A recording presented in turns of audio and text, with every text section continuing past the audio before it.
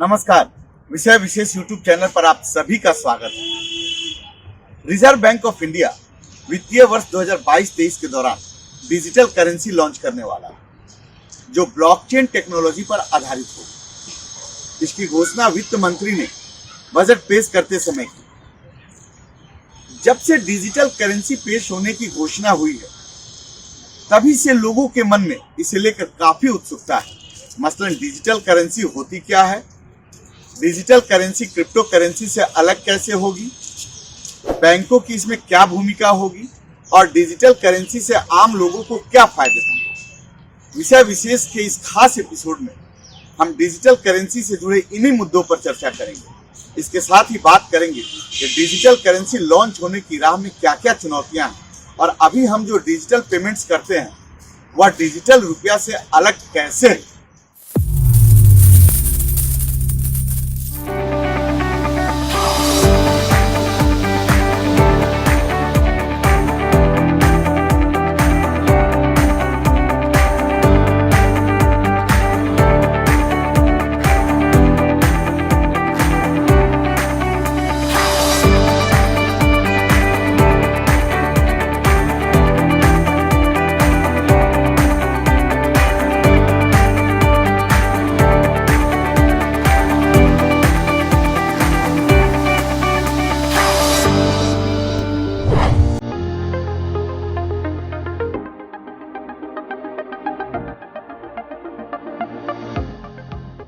इसे तकनीक का वरदान कहें या चमत्कार, भौतिक वजूद नहीं होते हुए भी तकनीक ने धीरे धीरे असली और आभासी दुनिया की दूरियों को पाट दिया है। इंटरनेट पर वर्चुअल और डिजिटल गेम खेलते खेलते कब हमने सोचा था कि एक दिन डिजिटल करेंसी से भी हम खेलने लगेंगे। वैसे तो पैसों का डिजिटल लेन देन पूरी दुनिया में काफी पहले से आम है, लेकिन अब डिजिटल करेंसी को भी वजूद में लाने की शुरुआत हो चुकी है।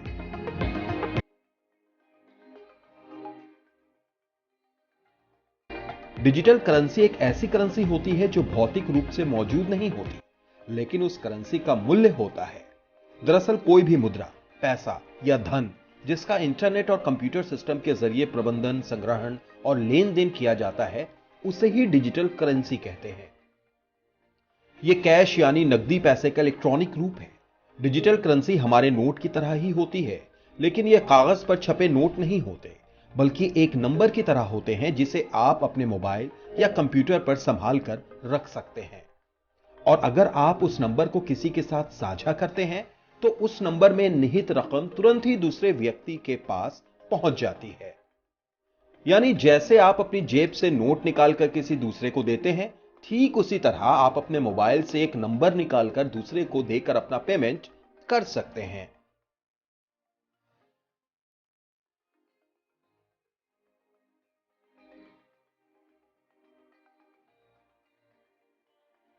डिजिटल करेंसी का पूरा नाम सेंट्रल बैंक डिजिटल करेंसी यानी CBDC होता है।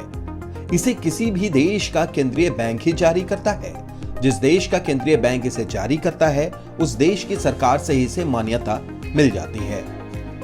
यह उस देश की केंद्रीय बैंक की बैलेंस शीट में भी शामिल होता है। इसकी खासियत यह है कि इसे देश की सॉवरेन करेंसी में बदला जा सकता है, यानी उस देश के भौतिक रुपयों में बदला जा सकता है।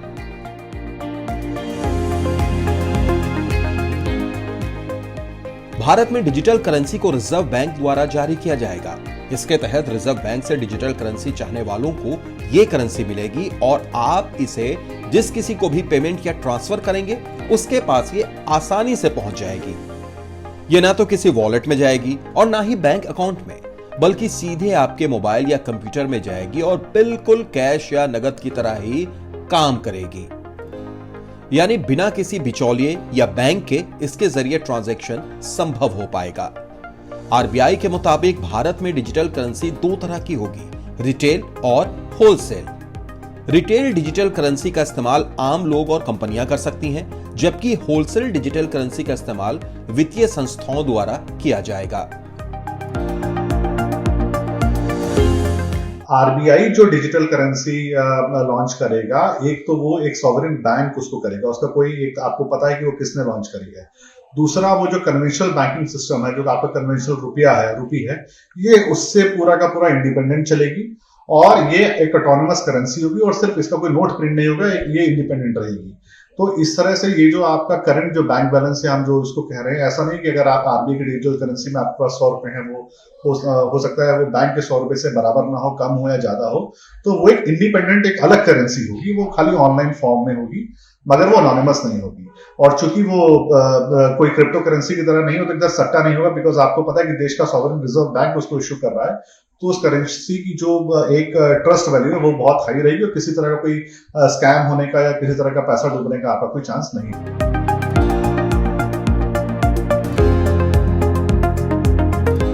डिजिटल पेमेंट से डिजिटल करेंसी बिल्कुल अलग होगी। ज्यादातर डिजिटल पेमेंट्स चेक की तरह काम करते हैं।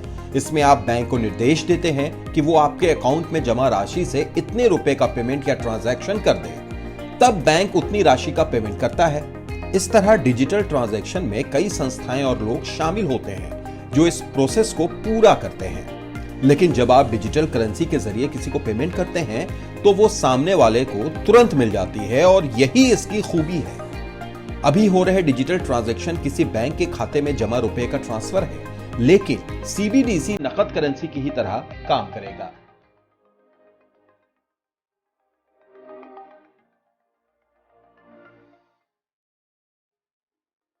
डिजिटल करेंसी का कन्वर्जन और मूल्य भौतिक धन के समान ही होगा। इससे बाजार की अस्थिरता से बचा जा सकता है। इसका इस्तेमाल 24 घंटे ऑनलाइन और ऑफलाइन दोनों तरीके से किया जा सकता है। इसके लिए बैंक खाते की जरूरत नहीं है।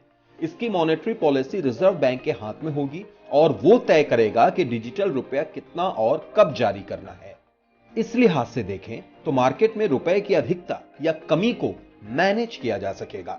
डिजिटल करेंसी पर सरकार की नजर होने से इसकी ट्रैकिंग भी की जा सकती है और भ्रष्टाचार, आतंकवादी संगठन और गलत हाथों में जाने से इसे रोका जा सकता है।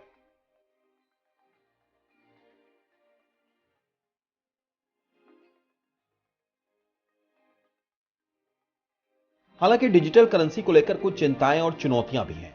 डिजिटल करेंसी के साथ साइबर सुरक्षा और डिजिटल धोखाधड़ी एक बड़ी चुनौती है। इससे निपटने के लिए मजबूत सुरक्षा ढांचे के साथ दूसरे जरूरी उपाय करने की भी जरूरत है।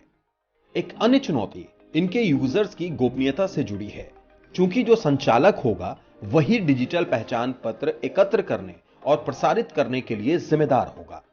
ऐसे में यूजर्स की जानकारियों को गोपनीय रखना एक बड़ी चुनौती होगी। एक चुनौती अपराधियों द्वारा सूचनाओं को हैक करने और उनके दुरुपयोग से रोकना भी है। इसके साथ ही डिजिटल मुद्रा से जुड़े कानून और नियामक प्रक्रिया को बनाना भी जरूरी है। जैसे कोई नागरिक कितना सीबीडीसी खरीद सकता है। अगर लोगों ने बैंकों से बहुत अधिक पैसा निकाल लिया और सीबीडीसी खरीद लिया तो बैंकों पर दबाव बढ़ सकता है।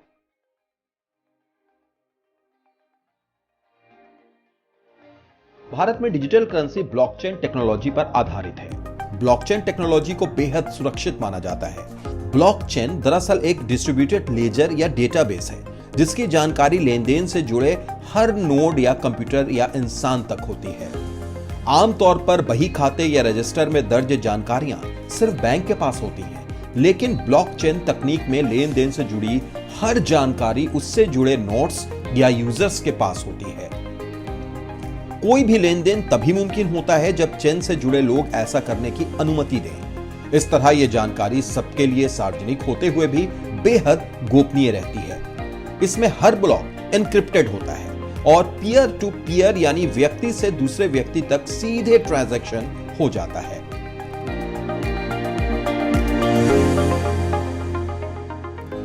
इसे इस तरह से समझा जा सकता है कि मान लीजिए कुछ लोगों का ग्रुप आपस में मिलकर व्यापार करता है और इस ग्रुप में से राम नाम का व्यापारी श्याम नाम के व्यापारी को कुछ पैसा या क्रिप्टो करेंसी भेजना चाहता है। इसके लिए राम और श्याम नोट्स के जरिए जुड़ेंगे। राम श्याम को करेंसी का ट्रांसफर जैसे ही करेगा वो ट्रांजैक्शन ब्लॉक में दर्ज हो जाएगा।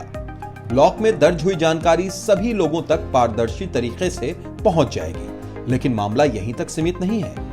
अब ये ट्रांजैक्शन सही है कि नहीं, इसे चेक करने के लिए इसे वैलिडेट या मंजूर किया जाएगा। लेन देन का सत्यापन होने के बाद उसकी जानकारी हमेशा हमेशा के लिए ब्लॉक में दर्ज हो जाएगी और आखिर में यह ब्लॉक लेन देन के दूसरे ब्लॉक के साथ जुड़ जाएगा और यही है ब्लॉकचेन। ब्लॉकचेन के जुड़ जाने से राम का भेजा हुआ पैसा आखिरकार श्याम को मिल जाएगा।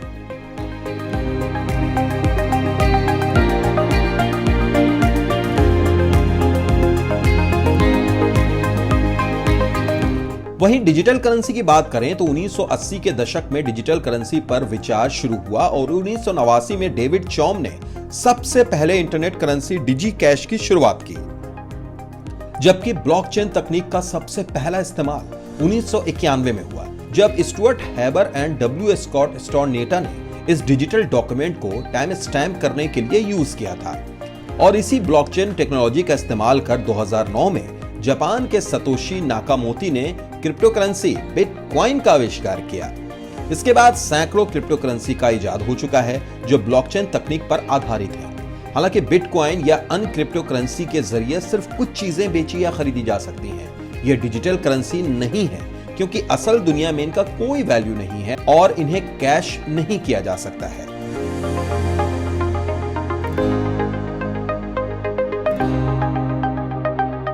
मोटा मोटा अगर देखा जाए तो जो सारी क्रिप्टो करेंसीज हैं वो डिजिटल करेंसीज हैं क्योंकि वो डिजिटल माध्यम के ऊपर उपलब्ध है। मगर जो डिजिटल करेंसी है वो सारी क्रिप्टो करेंसीज नहीं है बिकॉज उसमें अनोनिमिटी नहीं है। तो क्रिप्टो करेंसी एक तरह से अनोनिमस है, कोई केवाईसी नहीं है, कोई एसेट बैग नहीं है।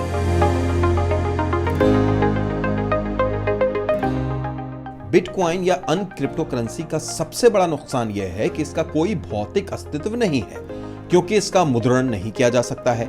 साथ ही इसको कंट्रोल करने के लिए कोई देश, सरकार या संस्था भी नहीं है। इस वजह से इसकी कीमत कभी बहुत ज्यादा होती है तो कभी इसमें भारी गिरावट देखी जाती है। बिटकॉइन के जरिए ड्रग्स, मनी लॉन्ड्रिंग और आतंकवाद जैसी गतिविधियों को तेजी से फैलाया भी जा सकता है। 2021 में अमेरिका की एक तेल कंपनी के कंप्यूटरों को हैकरों ने हैक कर लिया था और उसे ठीक करने के लिए भारी मात्रा में क्रिप्टो करेंसी की मांग की गई। इससे पहले रैंसमवेयर साइबर हमला हुआ था, तब भी हैकर्स ने बिटकॉइन में ही भुगतान मांगा था।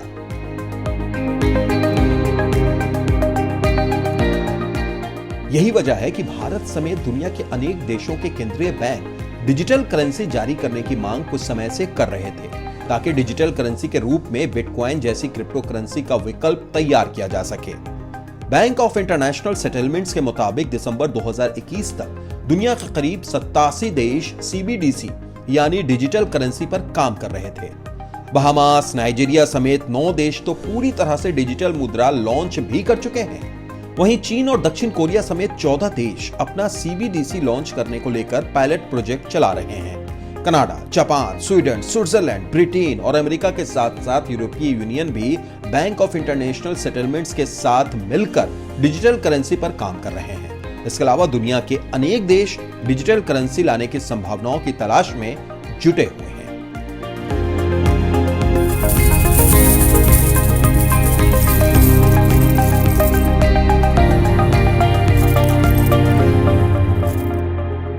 डिजिटल करेंसी को लेकर अच्छी बात यह है कि यह एक लीगल टेंडर की तरह काम करेगा, लेकिन इसे लेकर अभी भी कई सारी काम करने की जरूरत पड़ सकती है। जैसे डिजिटल करेंसी से जुड़े कानून और नियामक की प्रक्रिया क्या होगी, क्या मौजूदा मुद्रा अधिनियमों में कोई बदलाव करने की जरूरत पड़ेगी। इसके साथ ही technological innovation, financial stability, digital plan और इसे लागू करने की प्रक्रिया से भी लोगों को अवगत कराना बहुत जरूरी है ताकि ज्यादा से ज्यादा लोग बिना किसी हिचक के डिजिटल करेंसी का उपयोग कर सकें। अगर आपको ये वीडियो और इसके कंटेंट पसंद आए हो तो आप कृपया इसे लाइक, शेयर और सब्सक्राइब जरूर कीजिएगा। विषय विशेष में हम आपको लगातार राजनीतिक, आर्थिक, सामाजिक, संवैधानिक मुद्दों पर गहन और शोधपरक जानकारी उपलब्ध कराते रहेंगे। अगर आप इन विषयों पर और ज्यादा जानकारी विस्तृत चाहते हैं तो आप हमारे वेबसाइट विषय.com पर इन्हें पढ़ सकते हैं। अगली बार एक नए विषय के साथ मिलेंगे, तब तक के लिए नमस्कार।